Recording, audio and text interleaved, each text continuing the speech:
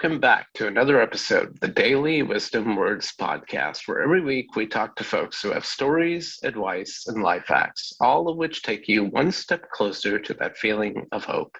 I'm your co-host, Neil Trivedi. And I'm your co-host, Rini O'Day. And today we are so happy to be joined by a theme. You have so many titles: mindset coach, author, fellow podcaster, and so many other things, and giving so many other people around the world a new way to think and reset their lives. We're so proud to welcome Heather Hakes. Hey, Heather, welcome to the show. Hey there. Thank you both for having me. It's so nice to be on the other side. Welcome. Right. We're thrilled to have you. Yeah, so let's start with a little bit of your background. We mentioned you're a mindset coach and you help people, you give courses and you train people around the world, help them change their mindset and get rid of negative thinking.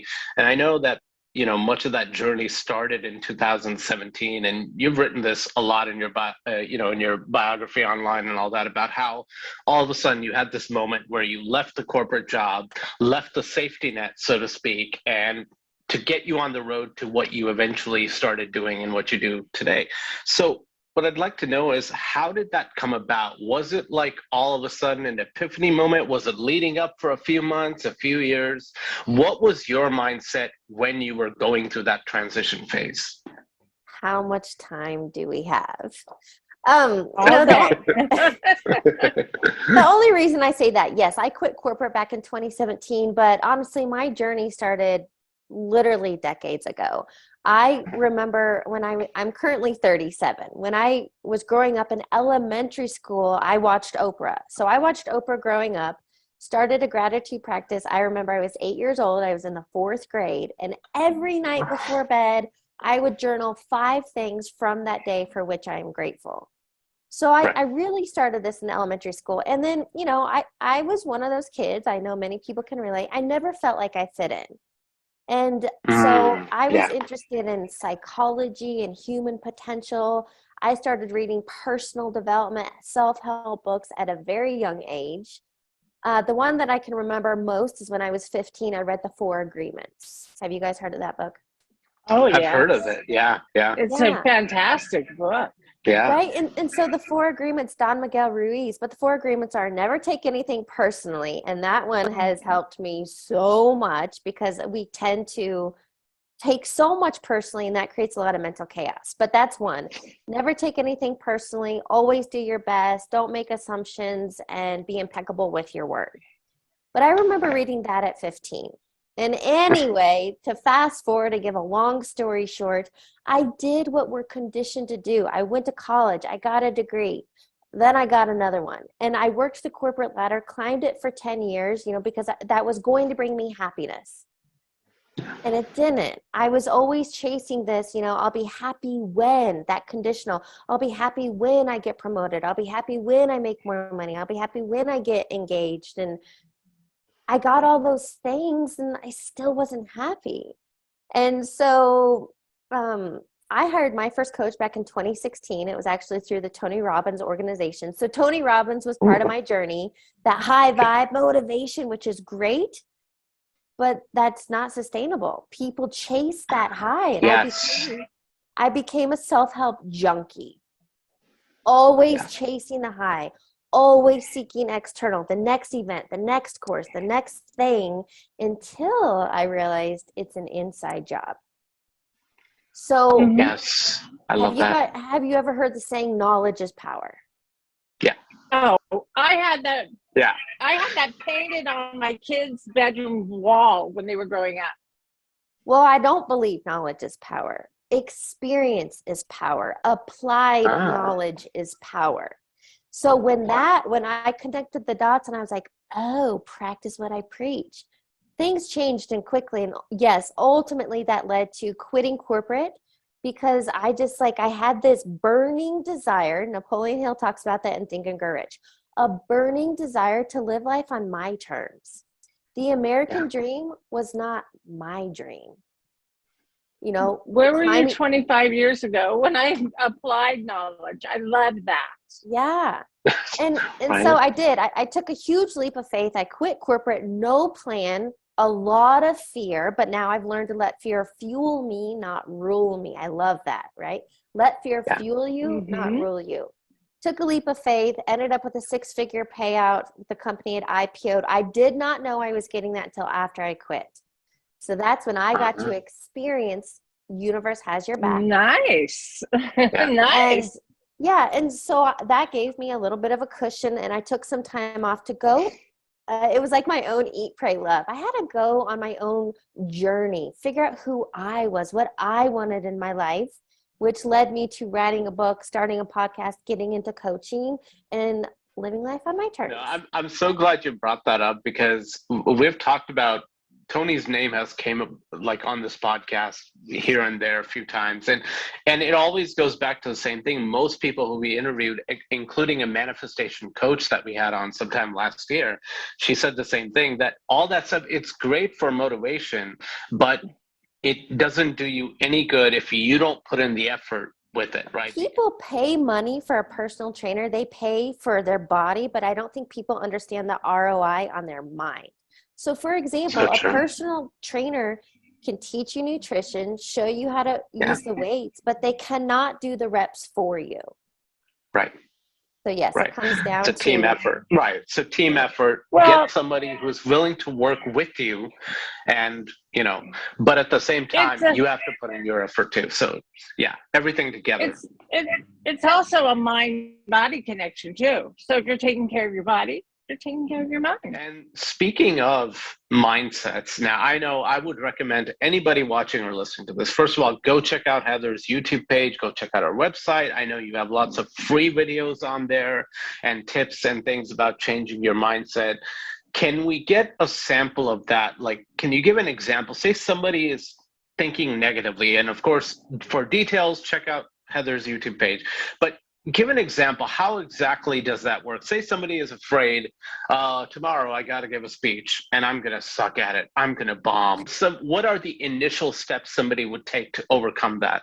2 things on that. Number 1, life is a self-fulfilling prophecy. Yeah. A lot of people talk about karma as being, if they treated me bad, it's going to come back around. No, karma literally just is. It's about whatever you're putting out, good or bad, you will get back. What does the law of attraction state? Like attracts like. But what you asked there, a practical tool, something I teach, a very simple process, and I think simplicity is key. It's what I call the thought cycle. Any change that you want to create in your life, the first step is awareness. But let me share with you the thought cycle. 4 steps. Okay. Your thoughts create your emotions and feelings.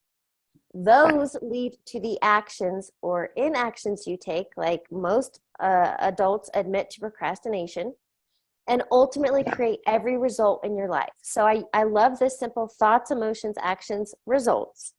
You can then look at any current result in your life where you're dissatisfied. Let's say your health, your finances, relationships, the major life buckets. Look at your current results. You can reverse engineer. This is a lot of, self-awareness, humility, non-judgment, but just what actions have you been taking? What emotions have you been feeling? What thoughts have you been thinking? So kind of like being in that state of mindfulness and being aware of not only what you're doing, but more importantly, what you're thinking and what you're allowing in. 100%. And it's so important. You've heard the saying, you're the average of the 5 people you spend the most time with. But also, how on social media channels, you can filter what you see. You can unfollow people. You can unfollow junk. You should also do that in your real life. There are points. I remember one of my very first podcast interviews, a guy shared with me, and I'm almost at 500 episodes, so a few ago. But this has never left my mind. People come into our life for a reason, a season, and a lifetime. We are, as you grow and evolve, people are going to grow and evolve with you, or they're going to fall away. And I think just understanding different versions of you is going to attract different people, and they can't all come with you. And no judgment, it's okay. But I've left a lot of social circles because I no longer have any interest in getting drunk, doing nothing with my life, and staying on a hamster wheel. Um, so Heather, getting back to social media, you touched on that for a second. What are your views on social media? I mean, as far as, what you practice. Pros and There's cons, good, there's basically. bad, pros and cons. Yeah. Yeah. Well, I choose to focus on the good. That's just like, it's a mindset muscle I have built, because we could sit here and complain and bash all the negative things about social media, but here are the positives. And I use it to my benefit. One, I'm extremely intentional about the accounts I follow.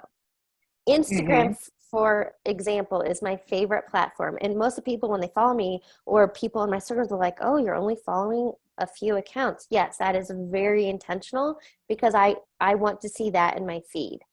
I love social media, just like what we're doing today. I get to connect with people from all over the world. I just interviewed a guy this week from TikTok because I happened to be scrolling and came across this video, and I was like, oh my gosh, I want to have a conversation with him. So I see so much good in it. LinkedIn, I have a large community and a lot of engagement from literally all over the globe. So I find the good. I love technology for the same thing, right? Look, we're having a conversation through a screen. Like, this is amazing to me. Yeah, absolutely. I remember mentioning this to Rini, like when we first started this podcast. I was just like, let's reflect back on this. Even as far back as just 15, 20 years ago, we wouldn't be able to do this. Like, we would not be able to connect with people all over the world in just a second and look at them and talk to them and have a conversation, like you said. So yeah, it's as long as but let me ask you, is that ever difficult to do? Like you said, you filter out most of the bad stuff and keep in the accounts that only you want to follow, that will serve you well and all that.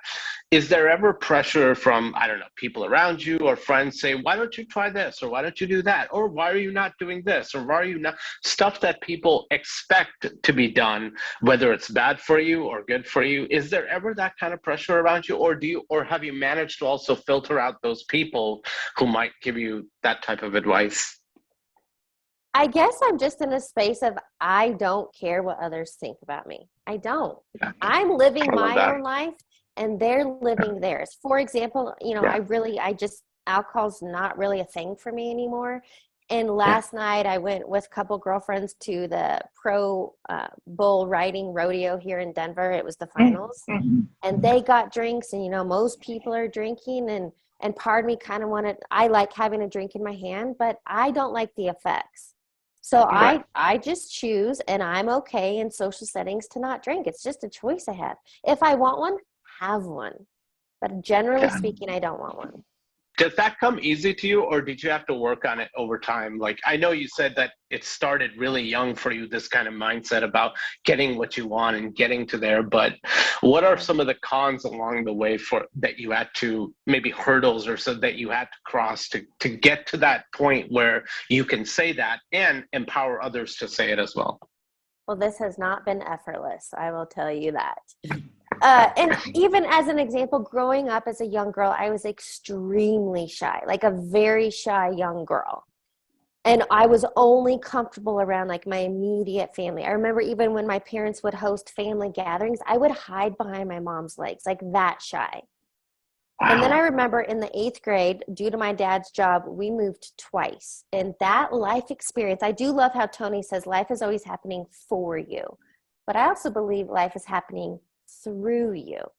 But anyway, we moved twice in the 8th grade, and that literally was my own shift then. It was sink or swim mentality. I had to learn to be outgoing, and I've been told since a very young age I'm intimidating. And I'm like, well, why do you think I'm intimidating? And like, I'm definitely a lot of energy. I bring the passion, I bring the fire. I'm feisty, I'm spunky. In high school, I got nicknamed Spitfire. But I use that to my benefit. And now, like, being extroverted is just kind of part of my identity, right? My self-image. And then I also love to come home, and I need that time to re-energize. But something else you asked on that, a shift. Oh, I've learned to be able to, like, face challenges head on. I'm like, all right, what can you throw at me today? Oh, wow. Something that came to mind is many people fear failure. And Hmm. quite a while ago, I came across, I love acronyms, I love quotes. I feel like I'm a walking quote book, but an acronym I came across for fail is Yeah. first attempt in learning. And again, that's Wow. a mindset shift. And I've learned to like, I'm not afraid to fail because I'm going to learn what doesn't work and I'm going to keep going. And it is just this perseverance. I teach myself a lot of this through endurance sports. I'm a runner, triathlete. I've ran a marathon. That's how I train my mind, because your body will quit. Your mind will quit before your body. But when you, and I love, as an example, E.T., the hip hop preacher, that guy, when you need motivation and someone yelling at you, love him, or Les Brown, or there's a channel on YouTube, Motiversity. And there are times when I need that. And there are times when I need the peace and calm, and it's this dance. But anyway, I would just offer people failure, that limiting belief, that disempowering thought is keeping you stuck in mediocrity.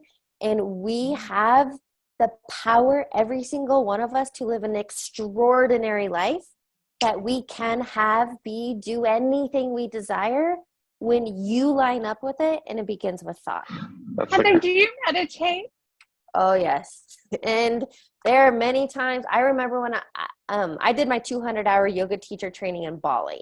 And I remember we had to do meditation. And for me, it was like torture sitting still, because I'm like so energy and antsy. And many people don't think they can meditate because it's uncomfortable. But Dr. Joe Dispenza, he's one of my most favorite mentors at this point in my life. He like really brings the science, the integration of it. But Dispenza, I've been to multiple of his retreats. I have now done, the longest meditation I've done is 4 hours, and we start at 4 a.m. So what I want to offer people, start small. Maybe it's 5 minutes, it's 15. It might take you 45 minutes to shut off the monkey mind, to get like a couple minutes of peace. But that's why they call it a meditation practice. And I do it, like my morning ritual is meditation and movement. Those are my non-negotiables. And you can meditate to apps, correct? Oh, well, there's so many ways. So there's sitting meditation, there's walking meditations, laying down meditations. Headspace is an app, Calm. There's tons of guided meditations on YouTube. You can listen to calm music. You can listen to there's no one way to do it. Figure out what works for you. Yeah. I love that. What method do you use, like personally? Is it sitting, calming? Is it walking? What's the most common use of meditation for you? All of them. No. So every morning and every night before bed, like the first thing I do is a guided meditation, and I tend to be laying in bed because that's just like the stillness and peace for me. And I don't fall asleep. So if laying down makes you fall asleep, then you got to sit up. But also, running has been a meditation for me when I'm not listening to music, because it creates so much presence and clarity for me. So I've gotten it through running. But I also love, Dispenza has some like 60 and 75-minute walking meditations, because then you're embodying that thought and the feeling, and those are extremely powerful. So I do it hiking in the mountains. Again, whatever. Nature brings a lot of stillness and grounding for people, sitting at the beach, walking in nature. It's healing. So many. It's physically healing too. Yeah. It's mentally and physically healing. What is one thing that you would tell people besides meditation to do to get out of their head? So the big headline I preach is get out of your own way. And again, the first step to creating any change in your life is awareness. And then I think the next big thing is, because I've asked people this and it blows my mind, most people don't know. It's like, what do you want in your life? When you get really clear on the financial success or the things you want to experience or have or do, get clear on what that is. Let go of your time frame, trust me, because it can happen much more quickly. But get clear on like what you want, where you're currently at, and then you're going to realize you got to bridge the gap. Do you have like a order in which you do things or teach people to do things, or can it be any order? Because if I could teach anything in the whole wide world, it would be don't care what people think. So I do have teaching pillars. And like right now, as an example, I have a monthly membership called Unlimited. And right now I am taking my members through like a very logistical layout. When you understand the neuroscience and why we do what we do, when you understand your brain power, then we can get in the fun stuff of manifesting and how quickly it is. And a mantra I wake up to every morning, it's the first alarm on my phone, is something amazingly awesome is going to happen to me today. I got that from Pam Grout. I love Pam Grout. She wrote the book E Squared. If you really want to understand the science and manifesting, that book's phenomenal. But again, it really is just, you've got to become mindful and intentional, get out of autopilot, into the driver's seat of your life, because you are creating every experience and you have to take responsibility for that. I love that. Get out of the passenger seat, get in the driver's seat. Yeah. No one is going to knock on your front door and say, come here, this is how we do it. No. You're the one that has to take control. Yeah. And what do you do, like personally? Let's say, life is always a roller coaster, right? We reset our mind. Let's say we're on the positive path. Great. It's going to be so beneficial. And yet there will be good days and bad days. Certain things might be out of our control. Traffic, bad weather, right? What do you do? Let's say if you just have one of those days where things are not going right. Maybe you woke up on the wrong side of the bed. Do you have specific techniques to decompress or say, okay, I got that? Besides, obviously, like you mentioned earlier, taking on that challenge. Okay, I can do this. It's fine. But do you have moments like, okay, this was a particularly tough day. Let me try doing this to decompress, or this to calm myself down, or whatever else, so on and so forth. Yes, I'll give you an example. It happened to me this week. I am human too. I am doing this work fully immersed, and I call it falling off track. We are human. Curveballs are going to be thrown our way. You can be riding that high vibe wave and like just something can happen. And that's what happened to me on Monday. So for example, I call them triggers. We've all experienced them. A trigger is a knee-jerk reaction. It's when an emotion is kind of brought to the surface. And most people suppress that because it's uncomfortable. We don't want to feel the anger, the impatience, the shame, the guilt, all those low vibe emotions. We don't want to feel them, so we suppress them and we numb out, we distract, we do whatever we can to avoid it. Well, whatever you resist persists. So when you are triggered, when something comes up, I like to use the phrase, you got to feel it to heal it. And so what happened for me on Monday, I got thrown for a loop. It didn't feel good. And we know when we're in that negative space, your emotions are an indicator. They're like a check engine light. And I was like, oh man. And then I started kind of the monkey mind. We build momentum. We latch onto a thought. Here's an idea. We are not our thoughts. We have thoughts. Big difference. So when you can detach and observe, okay, I'm feeling this thought. Is that true? It's a lot of self-soothing. But for me, I literally took a nap. Like I needed to stop the momentum, so I took a nap. And then another one is movement. Then I came back and I had a dance party because emotions are energy. They want to move.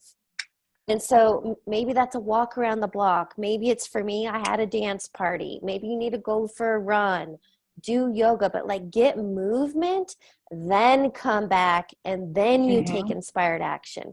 Because if you're feeling in a funk or anger, rage, and all that shit's happening, and then you're trying to take action, you're going to create a lot more yuck.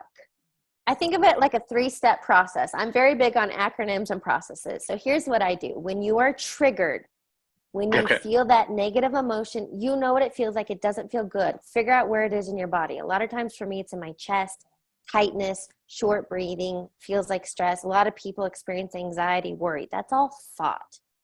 But anyway, you need to see it, feel it, and release it. That's it. So like I see it, I acknowledge it. Okay, well, I okay, that emotion, name it what's coming on, feel it. Now, don't sit in it. This is not go marinate in your emotion. You just feel Yeah. it. Right. And then it's a deciding you want to let it go. A visual, because I'm very visual. I think about it almost like a balloon, right? A lot of people talk about baggage.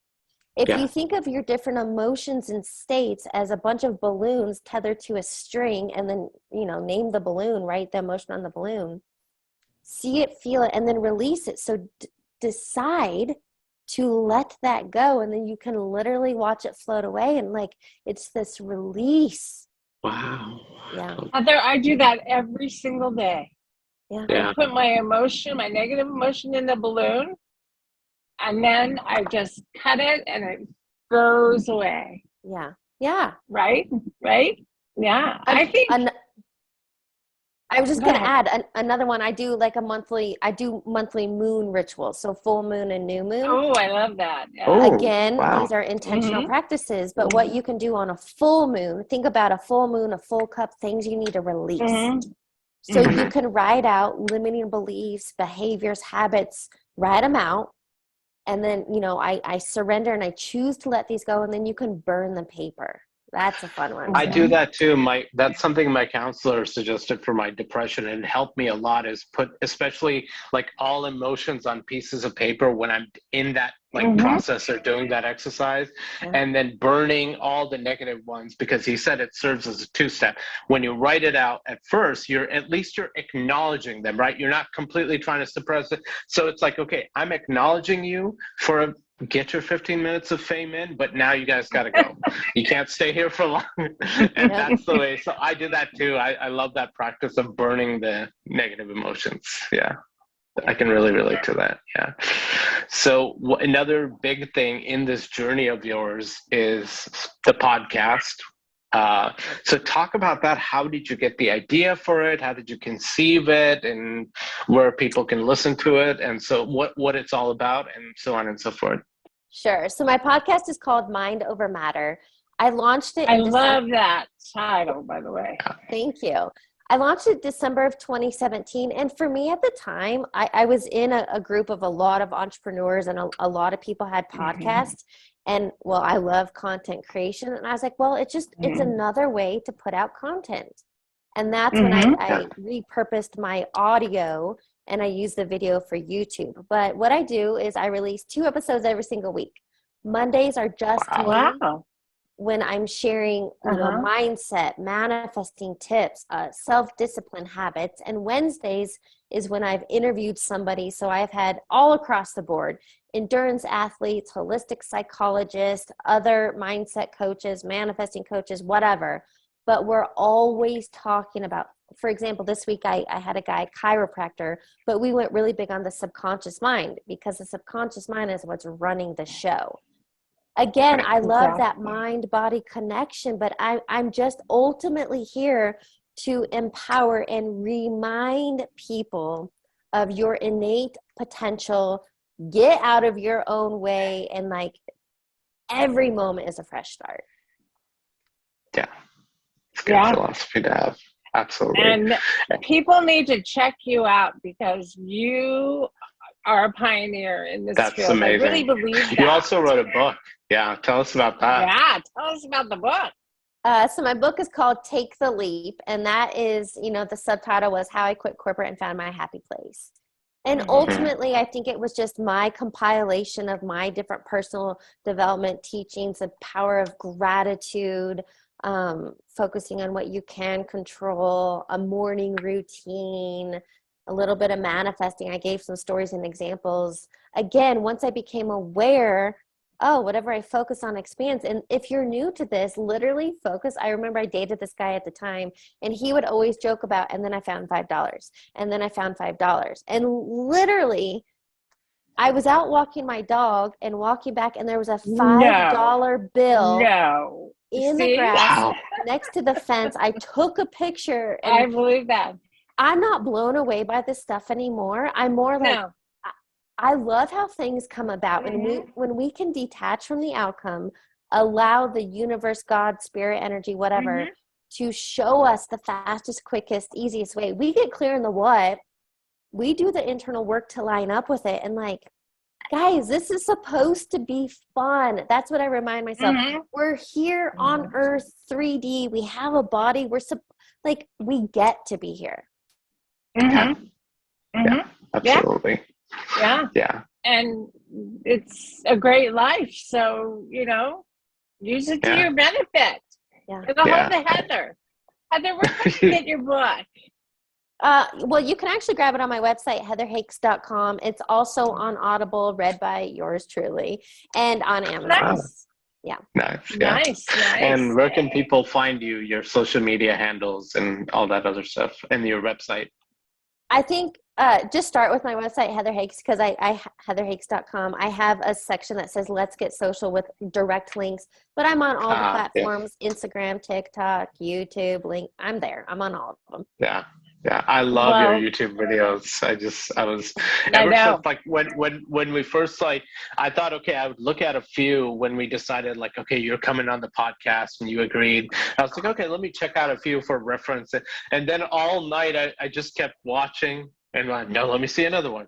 Oh, this is fun. Let me see another one. Oh no, I gotta see this one. And I hope people check you out very, very much so, because I can tell you're a cool chick.